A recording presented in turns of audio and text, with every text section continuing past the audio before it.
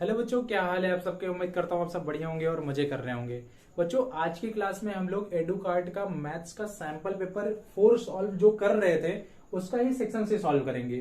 क्यों? क्योंकि section A and section B की वीडियो मैंने ऑलरेडी अपलोड कर रखी है, जिसको आपने देखा भी है बच्चों। तो चलिए आज की इस क्लास में हम लोग सेक्शन सी सॉल्व करते हैं, ठीक है।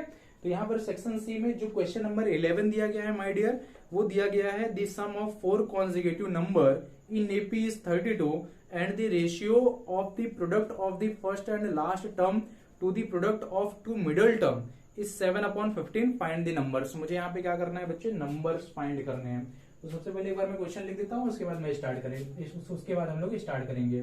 This sum of 4 consecutive numbers, this sum of 4 consecutive numbers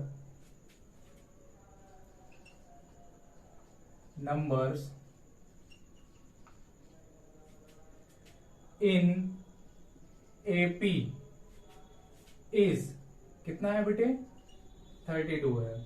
and the ratio of the product of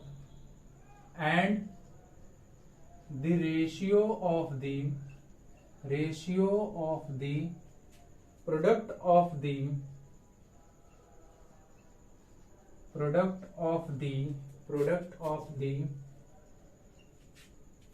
first and last term product of the first and last term to the product of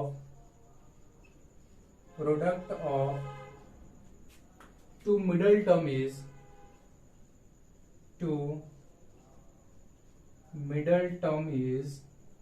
कितना दिया है बच्चे यहाँ पर, 7 to 15।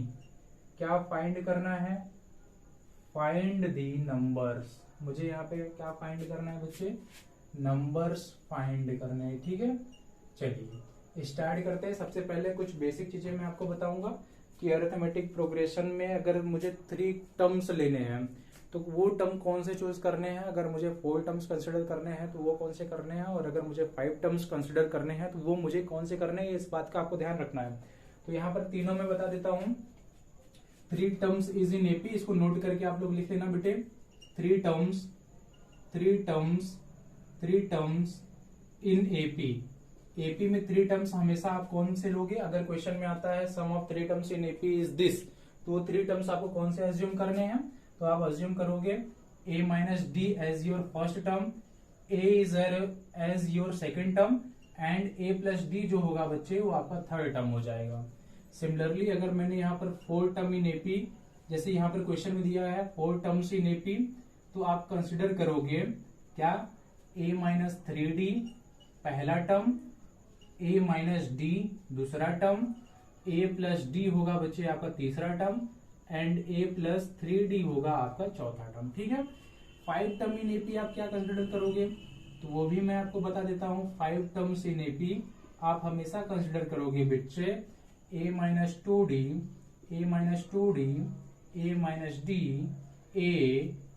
a plus D, a plus 2d, ठीक है। ये आपका 5 टर्म हो गया, ये आपका 5 टर्म हो गया। तो अभी देखो, this sum of 4 consecutive numbers in AP 32 दिया गया है, तो मैं ये अज्यूम करूंगा। Let the 4 term in AP will be, ये 4 टर्म मेरे हो जाएंगे एपी में। सिमिलरली ऐसे दिया होता है this sum of 3 term in AP is this, तो 3 टर्म में ये वाले अज्यूम कर लेता। अगर 5 टर्म बोला होता तो मैं ये अज्यूम करता, ठीक है। इसको आपको याद कर लेना है बच्चे, ठीक है। चलिए अब मैं इसको सॉल्व करना स्टार्ट करता हूं क्वेश्चन नंबर 11 को। Late the 4 term in AP will B, let the 4 term in AP be कौन कौन से, a minus 3d, a minus D, a plus D and a plus 3d, ठीक है। अब यहाँ पर अकॉर्डिंग टू कंडीशन नंबर 1 यहाँ पर दिया गया है, सो देयरफॉर ये हो जाएगा, चारों टर्म को ऐड करना है।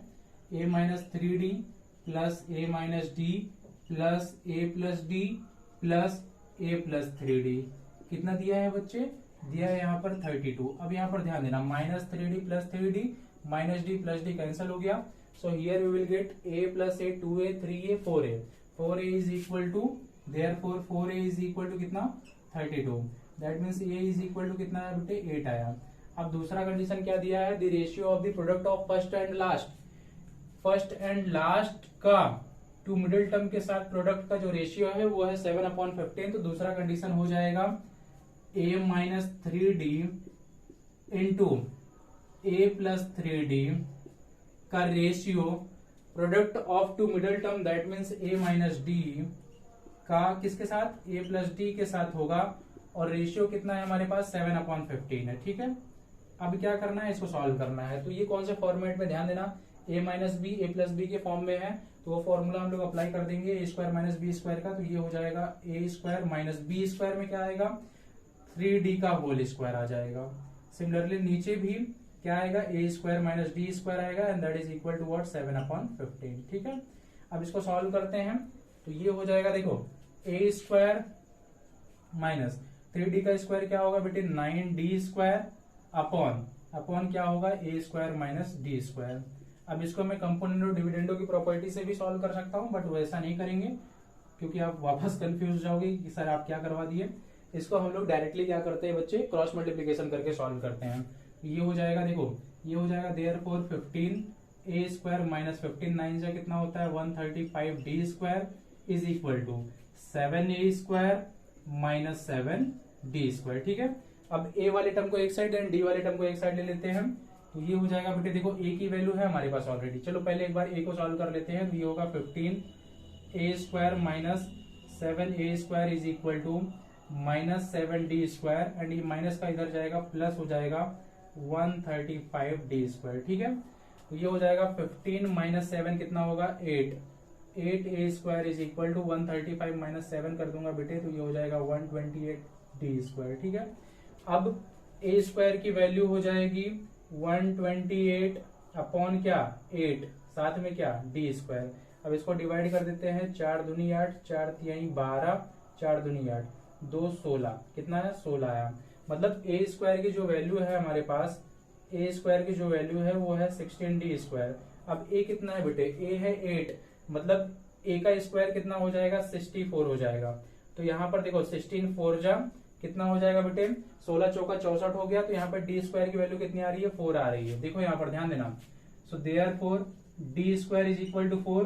सो डी इज इक्वल टू क्या प्लस माइनस 2, क्योंकि स्क्वायर उस साइड जाएगा स्क्वायर रूट होगा और 4 का स्क्वायर रूट क्या होता है प्लस माइनस एंड 2 होता है. ठीक है, तो यहाँ पर डी की वैल्यू आ गई, ए की वैल्यू है हमारे पास एंड टर्म्स हमारे पास है. डायरेक्ट हम लोग फाइंड कर लेते हैं. तो इसको मैं इरेज करता हूँ, उसके बाद हम लोग टर्म्स फाइंड करते हैं. तो बेटे देखो इसके दो आंसर आएंगे. पहला क्या, अगर मैंने यहां पर लिया, अगर मैंने लिया if a is equal to 8, a तो 8 ही रहेगा.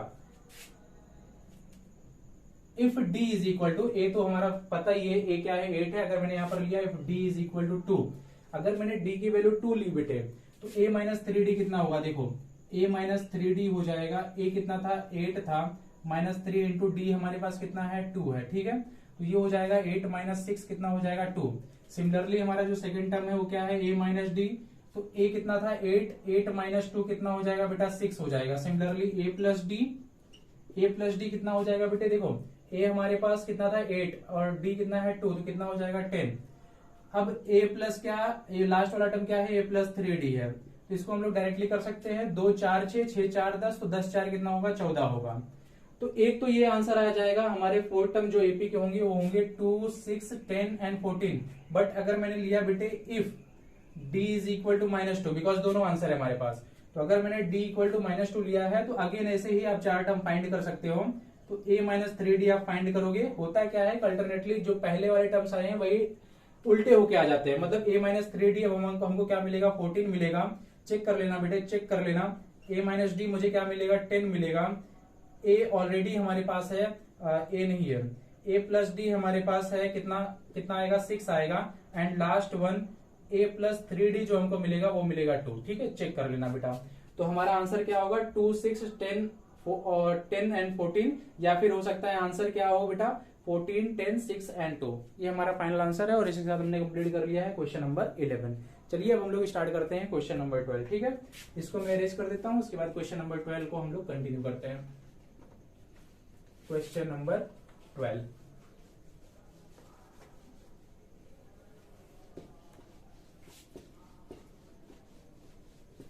देखो अब यहाँ पर क्वेश्चन नंबर 12 है हमारे पास। 2 sphere of same metal weight 1 kg, 2 sphere of same metal weight 1 kg and 7 kg। देखो ध्यान देना, क्वेश्चन में लिख रहा हूं, उसके बाद हम लोग कंटिन्यू करेंगे, इसको सॉल्व करना स्टार्ट करेंगे। 2 स्पेयर, 2 स्पेयर है बेटे, 2 स्पेयर है of same metal, of same metal, metal क्या है इसका, सेम है। वेट कितना है इसका, वेट यहां पर दिया गया है बेटे 1 kg, मतलब जो पहला स्पेयर है उसका वेट 1 kg एंड दूसरे वाले का वेट कितना है 7 kg है। ठीक है, the radius of the smaller sphere is 3 centimetre. The radius of question अच्छा है बेटे, ध्यान देना। The radius of smaller sphere, the radius of smaller sphere कितना है, इज 3 सेंटीमीटर। और साथ में क्या है, the 2 sphere are melted, the 2 sphere are melted, melt किया गया बेटे, the 2 sphere are melted to form a single, to form a single bigger spare,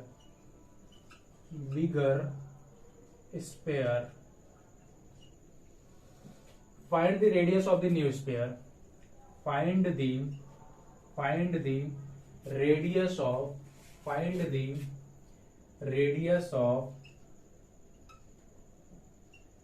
new sphere. जो नया वाला स्पेयर है उसका मुझे क्या फाइंड करना है, रेडियस फाइंड करना। अब हमेशा ध्यान देना बच्चे, यहाँ पर देखो सबसे पहले क्वेश्चन को समझते हैं।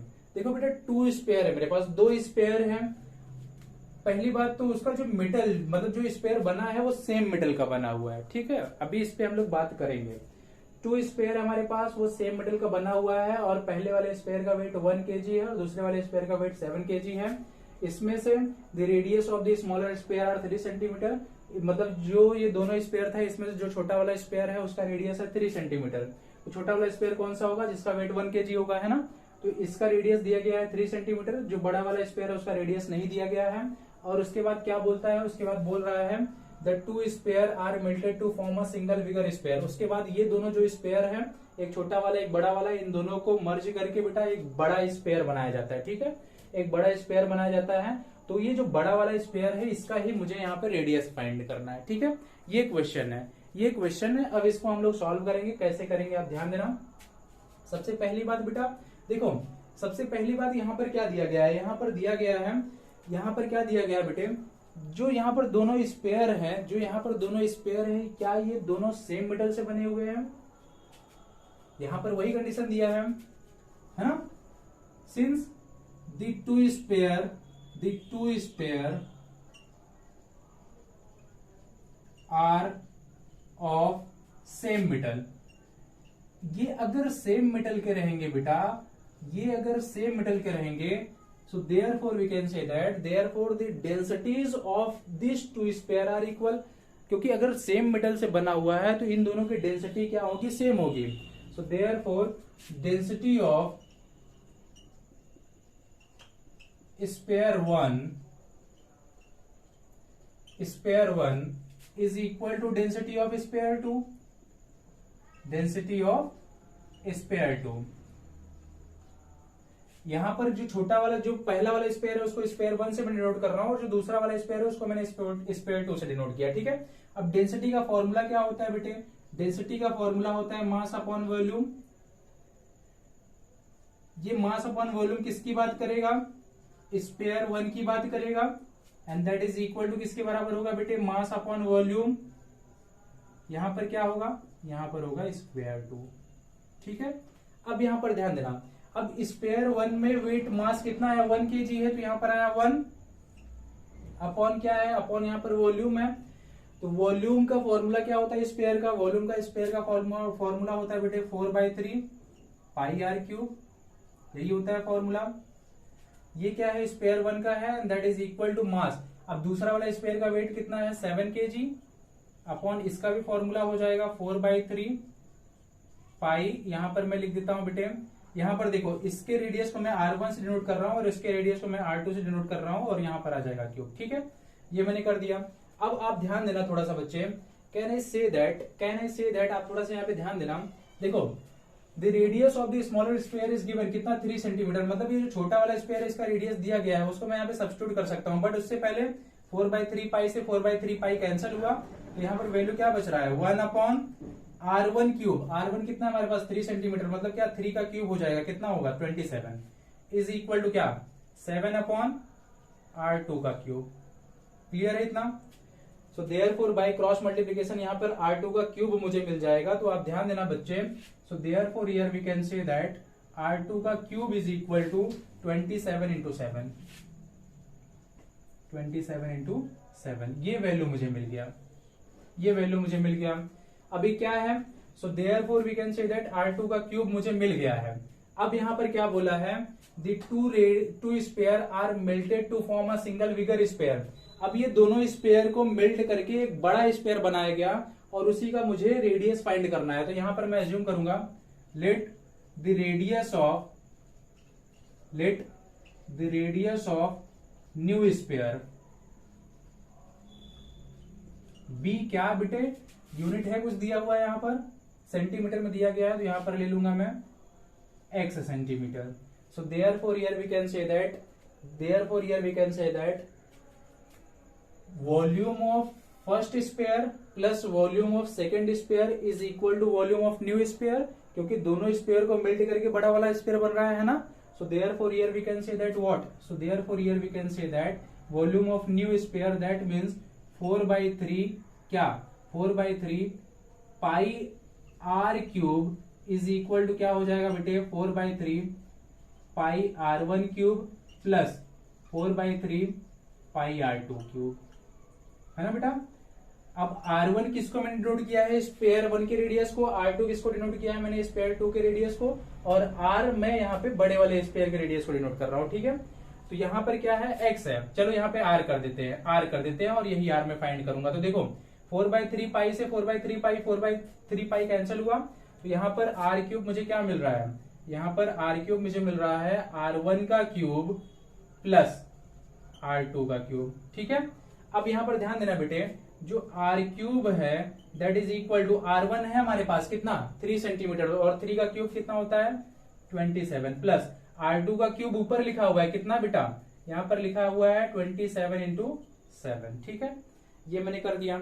अब इसको सॉल्व कर लेते हैं, तो ये हो जाएगा R का cube is equal to 27 plus इसको मल्टीप्लाई करो तो 7 7 49 हुआ बेटे, कितना आया 4 यहाँ पे कैरी है, 7 दूनी 14 और 4 कितना हुआ 18 हुआ, तो कितना आया 189 हुआ। ठीक है, ठीक है।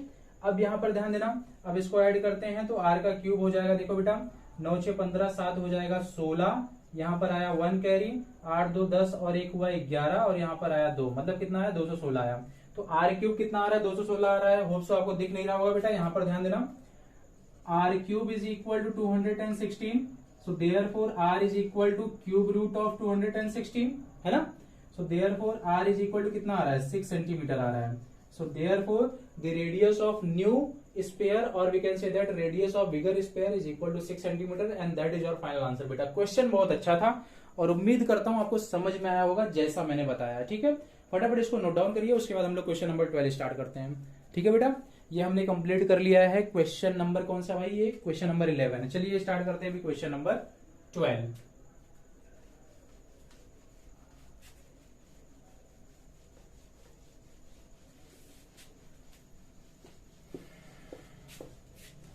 चलिए देखते हैं अभी क्वेश्चन नंबर 12 में क्या दिया गया है। क्वेश्चन नंबर 12 नहीं, क्वेश्चन नंबर 11 में ही इंटरनल चॉइस है, पहले उसको करना पड़ेगा।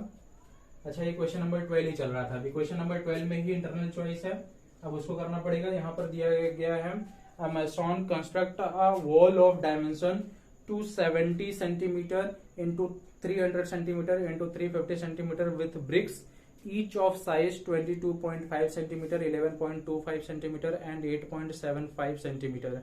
If it is assumed that 1/8 of the space is covered by mortar, then find the total number of bricks used to construct the wall. ध्यान देना, क्वेश्चन में एक बार लिख देता हूं, उसके बाद स्टार्ट करेंगे.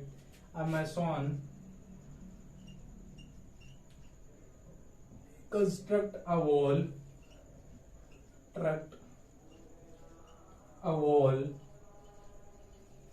of dimension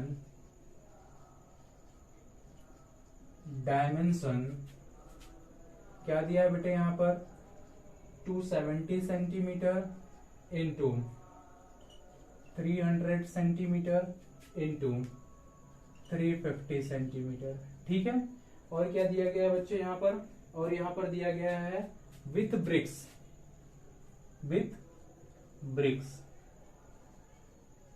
और ब्रिक्स का डायमेंशन है हमारे पास, क्या दिया गया है, with bricks each of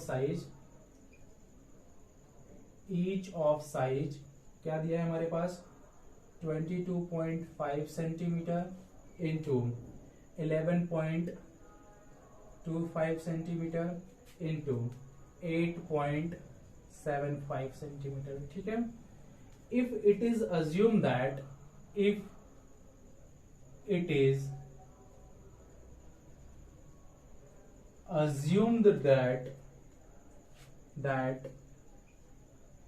1/8 of the space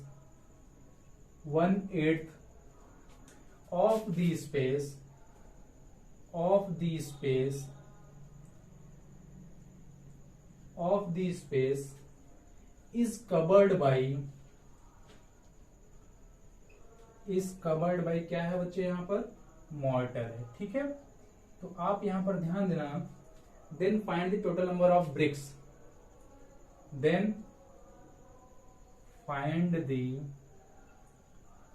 total number of bricks. ठीक है.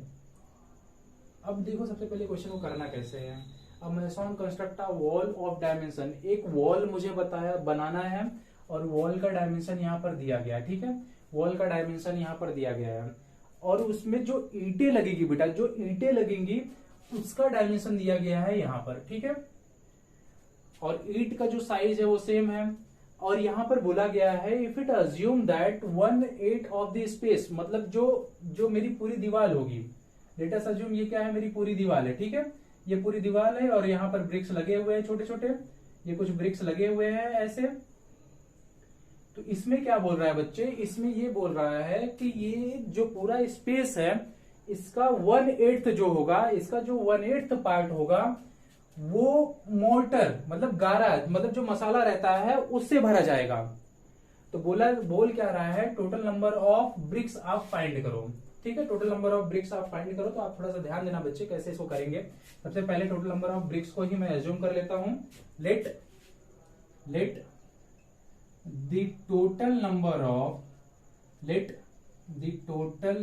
ऑफ ब्रिक्स, ठीक है बेटा, be N. Total number of bricks be N.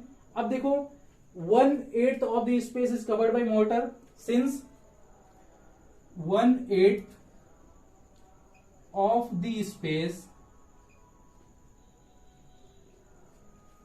space is covered by, बेटा ये मोर्टर से कवर हो गया है. सो देयरफॉर रिमेनिंग स्पेस जो रहेगा उस पे ही हम लोग ईंटें लगा सकते हैं, उस पर ही ब्रिक्स आएगा. तो यहां पर मैं रिमेनिंग स्पेस पहले फाइंड कर लेता हूं. सो देयरफॉर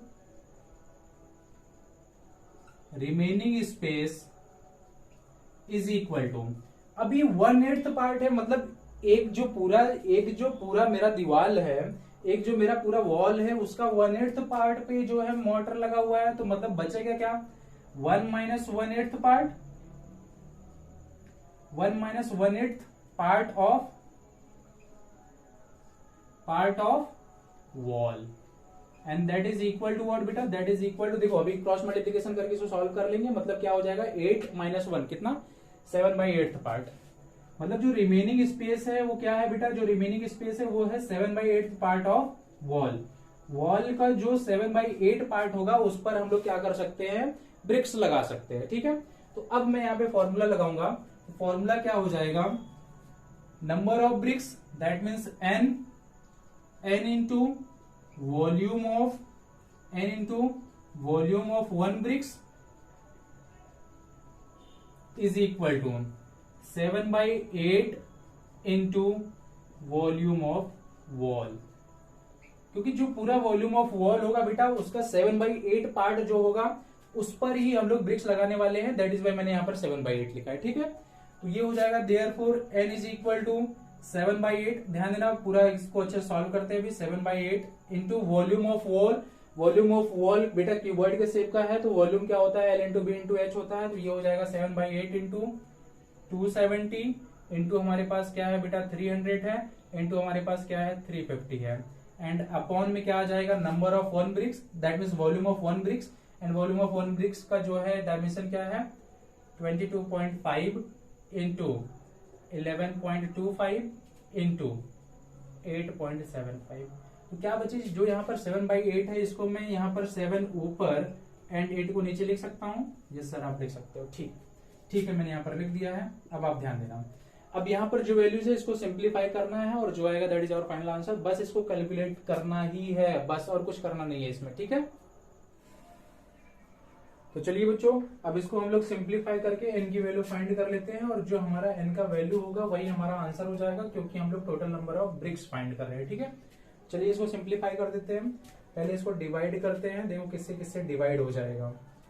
तो डिवाइड करने के लिए देखो 2 4 जा 8 यहाँ पर हो गया, और यहाँ पर आया 150। अगेन से 2 से डिवाइड करो, 2 2 जा 4, कितना आया बेटा 75 आया। अब और 2 से ये डिवाइड हो जाएगा, तो 2 से मैं इसको डिवाइड कर देता हूँ, 2 1 जा 2 हो जाएगा, 2 7 जा 14 एंड 2 5 जा 10, कितना आया 175 आया। ठीक है, तो अब वैल्यूज क्या बच रही हैं, अब यहाँ पर डेसिमल भी मैं हटा रहा हूँ। डेसिमल भी मैं हटाऊंगा तो ये हो जाएगा, देखो ऊपर क्या बच रहा है, ऊपर बच रहा है 7 इंटू, ऊपर बच रहा है 7 इंटू 270 इंटू क्या 75 इंटू साथ में यहाँ पर क्या बच रहा है 175, एंड नीचे क्या बच रहा है, नीचे बच रहा है 225। डेसिमल हटा रहा हूं मैं, पहले से बोल दिया हूं। और यहाँ पर क्या है 1125, एंड यहाँ पर हमारे पास क्या है 875। ठीक है, अब नीचे डेसिमल हटाया तो कितने जीरो, देखो यहाँ पर डेसिमल के बाद 1 digit 2 digit 3 digit 4 digit 5 digit, मतलब यहाँ पर 5 जीरो आ जाएंगे ऊपर, 5 जीरो 1 2 3 4 और 5, ये 5 जीरो मैंने यहाँ पर लिख दिया। ठीक है, अब इसको क्या करते हैं, डिवाइड करते हैं। तो यहाँ पर देखो 25 दिया 75, 25 9 225, यहाँ पर ये कैंसिल हुआ, 3 3 जा 9, ये कैंसिल हुआ, यहाँ पर आया 3, और क्या क्या डिवाइड होगा, ऐसे ही सिंप्लीफाई करते जाएंगे। अब इसको मैं 5 से डिवाइड करता हूँ, तो ये हो जाएगा 5 3 जा 15, 5 5 जा कितना हो जाएगा बेटा 25 हो जाएगा। ठीक है, 5 से इसको भी डिवाइड कर देते हैं, 5 2 जा 10, 5 2 जा 10, और यहाँ पर कितना आया 2 आया, 5 5 से 25 हो गया, 35 आया। 5 से अगेन कर दो, 5 7 जा 35, 5 4 जा 20, और यहाँ पर आया बेटा 5 5 जा 25, कितना आया 45 आया। ठीक है, अब देखो और ये डिवाइड हो जाएगा। अब मैं फिर से कर देता हूँ, देखो ये हो जाएगा 5 9 जा 45, 5 5 जा 25, 5 5 जा 25, 2 यहाँ पर गया 20 हुआ, 5 4 जा 20, यहाँ पर आया 54। ठीक है, अब किससे डिवाइड होगा, तो ये हो जाएगा बेटा 3 से डिवाइड, 3 से इसको डिवाइड कर देते हैं, 3 1 जा 3, और 2 आया बेटा 3 8 जा 24, 18 आ गया, एंड 9 2 जा 18, यहाँ पर आया 2। ठीक है, ये भी कैंसिल हुआ। अब बच क्या क्या रहा है वो सारी वैल्यूज को हम लोग लिखेंगे, थोड़ा सा पार्ट में इरेज कर देता हूँ, उसके बाद उसको सिंप्लीफाई कर देते हैं, सो दैट आपको अच्छे से क्लियरली समझ में आए कैलकुलेशन क्या किया गया है। ठीक है, तो बच क्या क्या रहा है, देखो यहाँ पर बच रहा है 2, ये हो गया 2 इंटू 7 बचा हुआ है यहाँ पर, और क्या बचा है यहाँ पर भी 7 बचा हुआ है, वो भी 7 मैंने लिखा, एंड साथ में यहाँ पर क्या है 1, साथ में 5 जीरोस। ठीक है, एंड नीचे क्या क्या बच रहा है, नीचे ये कैंसिल हो गया, ये कैंसिल हो गया, 875 ये बचा हुआ है, 875 मैंने यहाँ पर लिख दिया। ठीक है, अब इसको डिवाइड करते हैं, तो 5 से ही करूंगा, देखो 5 1 जा 5, 3 आया बेटा, ये हुआ 37, 5 7 जा 35, 2 यहाँ पर गया 5 5 जा 25, ये हुआ 5 2 जा 10, कितने जीरो जाए 4, 1 2 3 4, अगेन 5 से ही करेंगे इसको, 5 3 जा 15, 2 5 5 जा 25, 35 हुआ। अगेन 5 4 जा 20, 1 2 3। अगेन इसको 5 से करेंगे, 5 7 जा 35, 5 8 जा 40, कितना आया 800 आया। अब ये 7 से ये 7 कैंसिल हो गया तो बच कितना रहा है देखो। अब यहाँ पर देखो बेटा 7 2 जा 14, 14 इंटू कितना 800। अब इसको मल्टीप्लाई कर देते हैं तो देखो 14 8 जा कितना होता है, आपको टेबल पता है ना, 14 8 जा कितना होता है 112 होता है। तो यहाँ पर आएगा 112, साथ में 2 0, मतलब टोटल नंबर ऑफ ब्रिक्स कितने होंगे बेटा 11,200 ब्रिक्स होंगे टोटल नंबर ऑफ ब्रिक्स कितने होंगे 11,200 and that is our final answer. ये हमने कंप्लीट कर लिया बेटे कौन सा क्वेश्चन नंबर 12 का, जो हम लोग इंटरनल चॉइस कर रहे थे वो। अब इसके बाद हम लोग क्वेश्चन नंबर 13 स्टार्ट करेंगे, that means case study 1। Case study 1 का क्वेश्चन हम लोग क्वेश्चन नंबर 13 में करेंगे, उसके बाद लास्ट क्वेश्चन नंबर 14 हम लोग करेंगे, ठीक है। चलिए देखते हैं क्वेश्चन नंबर 13 में क्या दिया गया है। यहाँ पर बेटे क्वेश्चन नंबर 13 दिया गया है, केस स्टडी बेस्ड क्वेश्चन 1। यहाँ पर दिया गया है a moving boat is observe from the top of a 150 metre high cliff moving away from the cliff, the angle of depression of the boat changes from 60 degree to 45 degree in 1 minute. 1 minute में देखो let us assume क्या है बेटा एक Cliff है, ठीक है। तो यहां से क्या किया जा रहा है, to the top of the cliffs क्या किया जा रहा है, ऑब्जर्व किया जा रहा है एक बोट है जो अवे फ्रॉम द क्लिफ जा रही है। पहले जैसे मैंने बोट को देखा तो यहाँ पर थी, कुछ टाइम के बाद बोट यहाँ पर पहुंच गई है। तो यहाँ पर एंगल ऑफ एलिवेशन दिया गया था, एंगल ऑफ डिप्रेशन दिया गया था 60 to 45, मतलब पहले एंगल ऑफ डिप्रेशन था कितना बेटा, पहले एंगल ऑफ डिप्रेशन था 60, उसके बाद कितना हो गया 45 हो गया, ठीक है। ये दिया है यहाँ पर। तो पहले एंगल ऑफ एलिवेशन थोड़ा सा अच्छे से डायग्राम हम लोग बनाते हैं तो अच्छे समझ में आएगा आपको। पहले एंगल ऑफ एलिवेशन, ये टोटल एंगल कितना था बेटा, पहले कितना था 60 था, कितना था 60 था, और बाद में कितना हो गया, बाद में हो गया 45। तो यहाँ पर देखो ये बोट का डायरेक्शन है, बोट जो थी ये क्या है, बोट का पॉइंट है, बोट इस डायरेक्शन में जा रही थी अवे फ्रॉम द क्लिफ इस डायरेक्शन में जा रही थी। तो यहाँ पर क्या दिया गया है, और यहाँ पर दिया गया है, और इस पॉइंट से इस पॉइंट तक आने में उसको 1 मिनट लगा हुआ है, ये दिया गया था, ठीक है। अब क्या फाइंड करना है, make a level figure on the basis of the given information and find the distance travel by the boat during the period of observation. मतलब इस पॉइंट से इस पॉइंट तक जाने में, इस पॉइंट से इस पॉइंट तक जाने में उसने कितना डिस्टेंस ट्रेवल किया है वो मुझे फाइंड करना है बेटे, ठीक है। और यहाँ पे रूट 3 की वैल्यू दी गई है, दैट इज 1.73। चलिए स्टार्ट करते हैं। तो हम लोग अज्यूम कर लेते हैं बेटा ए बी क्या होगा, क्लिफ होगा, एंड सी एंड डी जो यहाँ पर है वो बोट की पोजीशन होगी, और इसको मैं ई अज्यूम कर ले रहा हूं, ठीक है। Let A B be the cliff, ठीक है। एंड साथ में बेटा मैं यहां पर दिखाऊंगा एंड रहने दो, बाद में लिखते हैं, C and D be the position of boat, ठीक है। ये मैंने यहां पर दिखा दिया। और यहां पर देखो, और ये क्लिफ की जो है, क्लिफ का जो है हाइट वो भी दिया गया है, कितना है 150 मीटर, ये हाइट कितना है 150 मीटर। अब थोड़ा सा आप ध्यान देना बच्चे, देखो अगर ये पूरा एंगल 60 है तो ये भी 60 होगा, अगर ये पूरा एंगल 45 है तो ये 45 होगा, ठीक है। ये कैसे हुआ, अल्टरनेट एंगल से हुआ, अभी मैं दिखा रहा हूं यहाँ पर। अब देखो, अब मैं यहाँ पर दिखा दूंगा बेटे, since angle EAD is equal to angle ADB and that is equal to what 45 degree. Next one में क्या दिखाऊंगा, नेक्स्ट वन में दिखाऊंगा EAC, angle EAC is equal to angle क्या हो जाएगा ACB and that is equal to what क्या 60 degree. And reason में यहाँ पर हम लोग क्या लिखेंगे, यहाँ पर लिखेंगे ऑल्टरनेट एंगल, ये मैंने यहाँ पर लिख दिया, ठीक है। अब आप यहाँ पर थोड़ा सा ध्यान देना, आप थोड़ा सा यहाँ पे ध्यान देना, ये ऑल्टरनेट एंगल मैंने यहाँ पर दिखा दिया। तो देखो बेटा, मुझे ये CD की लेंथ फाइंड करनी है, ये डिस्टेंस मुझे फाइंड करनी है। तो ये फाइंड करने के लिए मैं क्या करूंगा,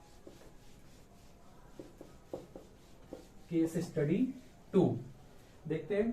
केस स्टडी 2 में क्या दिया गया है, यहाँ पर दिया गया बेटे केस स्टडी 2 क्वेश्चन नंबर 14।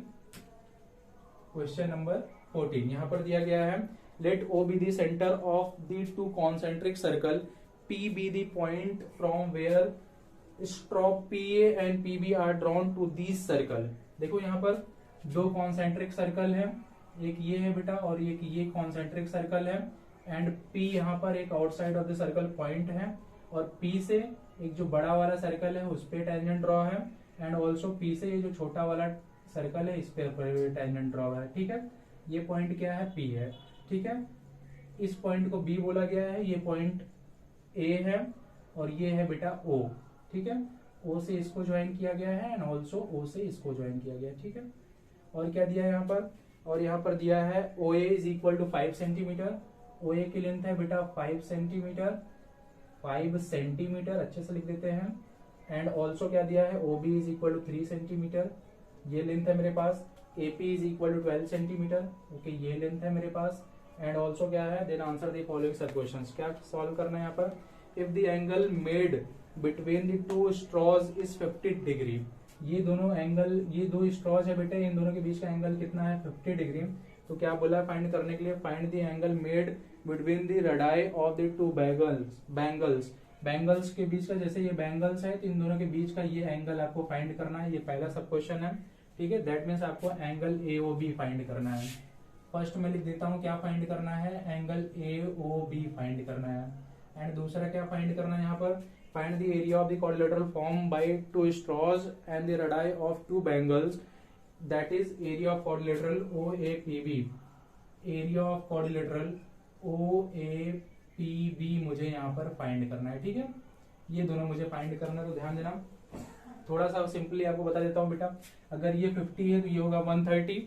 क्यों, क्योंकि देखो, क्योंकि ये क्या है, टेंजेंट के बीच वाला एंगल है, रेडियस के बीच वाला एंगल हमेशा सप्लीमेंट्री होते हैं। कैसे हम लोग फाइंड कर सकते हैं वो मैं आपको बता देता हूँ। तो देखो देखो बेटा, radius is always perpendicular to tangent, यहाँ पर मैं दिखाऊंगा। चलो स्टार्ट करते हैं फर्स्ट वाला, since radius is perpendicular to tangent, so therefore we can say that angle OAP is equal to angle OBP is equal to 90 degree. ये angle 90 हुआ बेटा, एंड ये वाला एंगल भी 90 हुआ, ये 50 है। सो बाय एंगल सम प्रॉपर्टी हम लोग AOB फाइंड कर सकते हैं, है ना। तो AOB फाइंड कर सकते हैं, ये क्वाड्रिलेटरल है, तो sum of angle of all the angles of quadrilateral कितना होता है बेटा, 360 होता है। तो यहाँ पर क्वाड्रिलेटरल हम लोग ले लेते हैं, इन क्वाड्रिलेटरल क्या, OAPB यहाँ पर हो जाएगा angle O plus angle A plus angle P plus angle B is equal to क्या, 360। यहाँ पर क्या आया, एंगल सम प्रॉपर्टी आ गया। ठीक है, ये मैंने यहाँ पर लिख दिया, एंड ऑल्सो और क्या, देखो एंगल O मुझे फाइंड करना है, angle O that means angle AOB मुझे फाइंड करना है, प्लस एंगल A हमारे पास 90 है, अभी थोड़ा ऊपर दिखाया मैंने, एंगल P दिया है 50, प्लस एंगल B है हमारे पास कितना, ये भी 90 है, दैट इज इक्वल टू कितना बेटा, 360। So therefore angle AOB is equal to 360 minus 90 minus 50 minus 90 again करेंगे बेटा, तो कितना आ जाएगा, 130 आ जाएगा, and that is our first answer. ये मैंने कर लिया। अब दूसरा क्या फाइंड करना है, area of quadrilateral OAPB। Area of quadrilateral OAPB find करने के लिए मैं क्या करूंगा, फर्स्टली मैं क्या करूंगा बेटा, OP को ज्वाइन कर दूंगा। ठीक है, तो अगर देखो OP को मैंने ज्वाइन किया तो यहाँ पर देखो ट्राइंगल, देखो OAP, देखो इन ट्राइंगल OAP, देखो कहने से दैट OAP क्या है बेटा, राइट एंगल ट्राइंगल है। तो अगर राइट एंगल ट्राइंगल है तो वहां पर देखो OA की लेंथ मुझे पता है, AP की लेंथ मुझे पता है, तो मैं क्या कर सकता हूँ, OP की लेंथ फाइंड कर सकता हूँ बाय यूजिंग पाइथागोरस थ्योरम, है ना। तो ये हो जाएगा OP का square is equal to OA का स्क्वायर प्लस AP का स्क्वायर। रीजन में क्या लिखेंगे, पाइथागोरस थ्योरम।